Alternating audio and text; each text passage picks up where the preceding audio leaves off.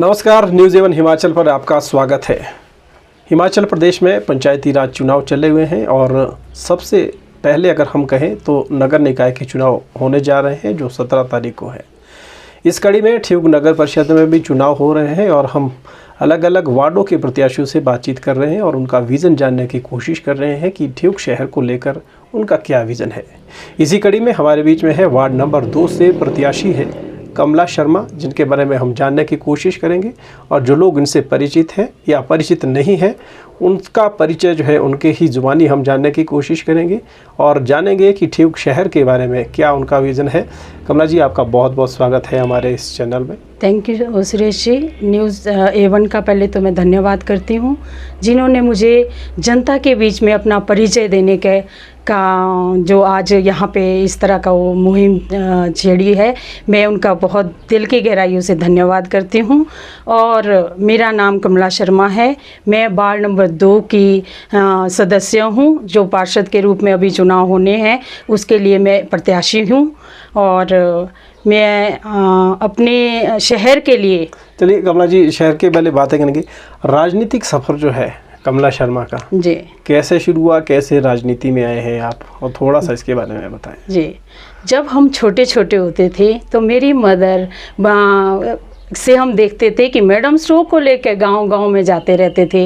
वो महिला मंडल की प्रधान हुआ करते थे तो उनको देख देख के हमें बड़ा क्रेज़ होता था। हम छोटे छोटे होके उनके झंडे लेके चले होते थे, मैडम स्टोक जिंदाबाद, मैडम स्टोक जिंदाबाद। बस इन्हीं नारों के साथ एक इस तरह की लेडी से हम जुड़े जिन्होंने आज हमें इस तरह का मार्गदर्शन दिया।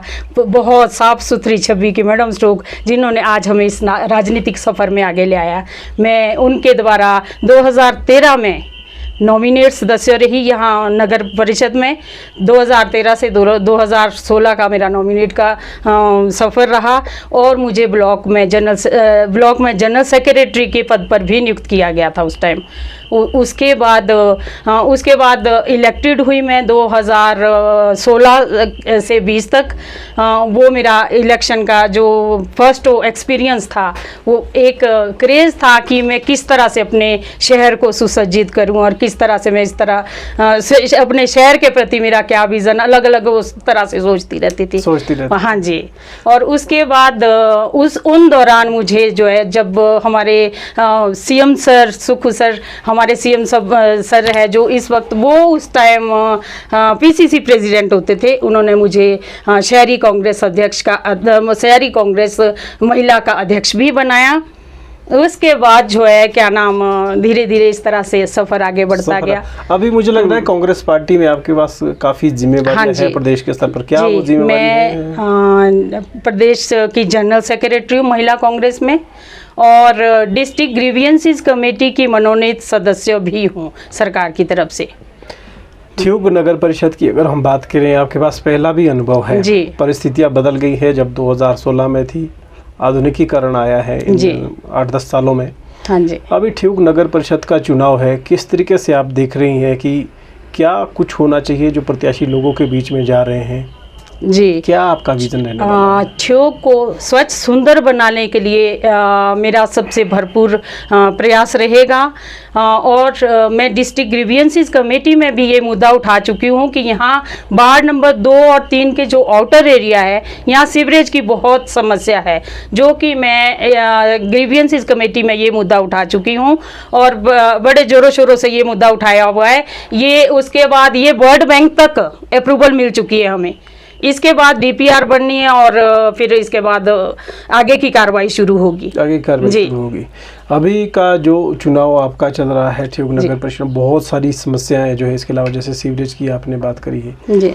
तो क्या लगता है कि सबसे पहले अगर आप चुनाव जीतती है तो क्या कुछ होना चाहिए जो आपकी प्राथमिकता रहने वाली है? जी, प्रायोरिटी में मैं सबसे पहले इस सीवरेज को ही लेना चाहूँगी, क्योंकि यहाँ सबके घरों के नीचे ये सेफ्टी टैंक बने हैं जो जगह जगह से रिसाव है, जगह जगह से इसमें प्रॉब्लम आ रही है। तो ये जो है पोर्शन ये सीवरेज में से जोड़ना बहुत ज़रूरी है। और इसके बाद मेरा विज़न एक शहर के प्रति जनता के लिए फुटपाथ का रहेगा, जो बहुत ज़रूरी है। फुटपाथ का होना बहुत ज़रूरी है। यहाँ स्कूल 4-5 स्कूल ऐसे हैं, इधर से गाड़ियाँ हैं, उधर से स्कूल है, तो जिस टाइम बच्चे स्कूल जाते हैं, बड़े स्कूल जाते हैं, तो हर व्यक्ति की डर लगा रहता है कि कहीं कोई मिसहैपनिंग ना हो जाए। तो ये हाँ, ये ज़रूरी है। लेकिन इसके अलावा अगर देखेंगे हम, शहर को व्यवस्थित बनाने के लिए रास्ते की आपने बात की है, पार्किंग की बहुत ज़्यादा समस्या है। सड़क के दोनों तरफ वाहन लग जाते हैं, बसें नहीं जा पाती है, उससे व्यापार को भी घाटा है और लोगों को भी घाटा है। कैसे व्यवस्थित, इसको लेकर क्या विजन आप समझ रहे? पार्किंग का भी यहाँ बहुत मुद्दा है, ये तो हमारी मेन समस्या है यहाँ पे। अगर जनता ने मुझे इस लायक समझा, अगर मुझे मौका दिया, तो मैं ठियोग को अच्छे से अच्छी सुविधा देने की कोशिश करूँगी। अपने शहर को, अपने वार्ड को अच्छे से अच्छी सुविधा देने की कोशिश करूंगी। जहां हमें लगेगा कि यहां पार्किंग के लिए लैंड है, तो पार्किंग का भी बंदोबस्त किया जाएगा। पार्किंग का बंदोबस्त। आपके साथ ही एक खेल मैदान भी है। हाँ जी। इसको विकसित करना किस दिशा में देखते हैं, क्योंकि युवा नशे की तरफ भी आगे बढ़ रहे हैं, क्या लगता है? और महिलाओं की अगर हम बात करें, महिला सुरक्षा की या सीसीटीवी की हम बात करें, आप खुद एक महिला हैं, तो महिलाओं को किस तरह से आगे आना चाहिए? जिस तरह से आप खुद भी यहाँ पर आगे आए हैं, राजनीति की सफ़र की बात करें हम, चाहे तमाम वो चुनौतियाँ रहती हैं, तो क्या देखते हैं कि महिलाओं के लिए क्या कुछ खास रहने वाला है? महिलाओं के लिए अगर हम बात करें तो महिलाओं के लिए यहाँ छोटी छोटी समस्या ये रहती है कि अपने बच्चों की सुरक्षा के लिए महिलाएं बच्चों की सुरक्षा के लिए बहुत भागदौड़ करती है, घर गृहस्थी में भी व्यस्त रहती है, अपने बच्चों के लिए भी, और मैक्सिमम बच्चे, छोटे छोटे बच्चे ये नशे की तरफ संलिप्त हो रहे हैं। मैं यही चाहती हूँ कि महिलाएं इसमें बढ़ चढ़ कर भाग लें, कि ताकि हमारे बच्चे किसी भी गंदे उसमें नशे में ना पड़े, नशे में ना पड़े। जी। अब देखते हैं कि ठियोग नगर की बात आती है, इतना ज़्यादा टैक्स आता है, जनता का टैक्स आता है, लेकिन आपसी कम्युनिकेशन जो है पिछले 5 सालों में हमने देखा नहीं है।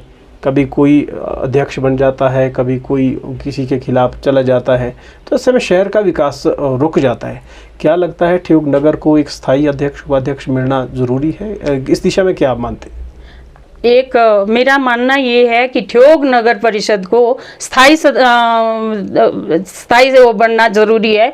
नगर परिषद का जो मेन होता है वो विजन एक का कुछ और होता है, दूसरे का कुछ और होता है। अगर एक का विजन सही रास्ते में चल रहा है, तो अगर टर्म चेंज हो जाता है तो इसमें प्रॉब्लम ये आती है कि दूसरा अपने विजन से काम करेगा, उससे जो है शहर का विकास रुक जाता है। तो इस तरह से मैं लास्ट में यही कहना चाहूँगी कि शहर को अगर सुसज्जित सुंदर बनाना है, तो हर इंसान को अपने शहर के प्रति एक अलग सोचनी होगी। सबको मिलकर काम करना, सबके मिलकर काम करना पड़ेगा। जनप्रतिनिधि की लोगों की भी जिम्मेदारी बनती है कि वो भी अपनी भूमिका को अहम निभाए। जी, लोगों का भी यही जिम्मेदारी बनती है कि अपनी भूमिका को अहम निभाए, और ज़्यादा से ज़्यादा अपने जिनको ये लगता है कि भाई ये कैंडिडेट सही है, तो आप उनको ज़्यादा से ज़्यादा संख्या में वोट डालकर उनको सफल बनाएं। इसी से ही हमारे ठियोग का विकास होगा। ठियोग का विकास होगा जी। तो ये थे हमारे साथ कमला शर्मा जी, जिन्होंने बिल्कुल अपनी सटीक बातें अपने सामने रखी है कि ठियोग शहर को लेकर वो क्या प्लानिंग कर रही हैं और क्या उनके दिमाग में चल रहा है। प्रदेश में सरकार है और सरकार में उनकी एक जो कमेटी बनी है उसकी एक भूमिका है, और बहुत सारी बातों को लेकर इनका एक विज़न है, और लगातार ये जूझ भी रही है। उन्होंने कहा है कि अगर वो जीत जाती हैं तो धरातल पर उन सभी को बातों को उतारने की ये कोशिश करेंगी। कमला जी, आप हमारे स्टूडियो में आई, आपका बहुत बहुत धन्यवाद। Thank you. तो ये थी हमारे साथ कमला शर्मा जी, और आने वाले चुनाव में जो भी प्रत्याशी हमारे बीच में आए हैं, हमने उनका विज़न जानने की कोशिश की है, और फिर से किसी अन्य प्रत्याशी के साथ हम आपके बीच में आएंगे। हमारे साथ बने रहें, देखते रहें न्यूज़ 7 हिमाचल। नमस्कार।